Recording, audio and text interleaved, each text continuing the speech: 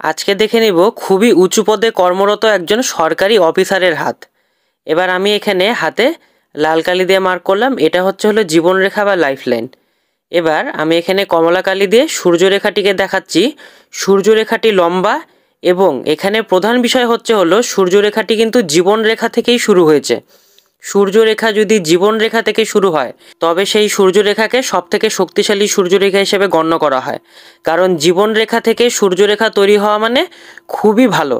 সেটা কিন্তু কর্মক্ষেত্রে দারুণভাবে উন্নতি এবং নেম ফেম অর্থাৎ নাম যশ খ্যাতি সব কিছু দিয়ে থাকে। এই সূর্যরেখার জন্য কিন্তু জাতকের জীবনে আগামীতেও কর্মক্ষেত্রে আরও বেশি রেকগনাইজেবল কোনো পোস্টে যাওয়া, কর্মক্ষেত্রে আরও উন্নতি, নাম যশ খ্যাতি ইত্যাদি সব কিছু হয়ে থাকবে। এবার সূর্যরেখা যদি জীবনরেখা থেকে শুরু নাও হয় কিন্তু সূর্যরেখা যদি লম্বা থাকে তাও কিন্তু জীবনে অনেক ভালো লেভেলের উন্নতি দেখা যায়। ধন্যবাদ।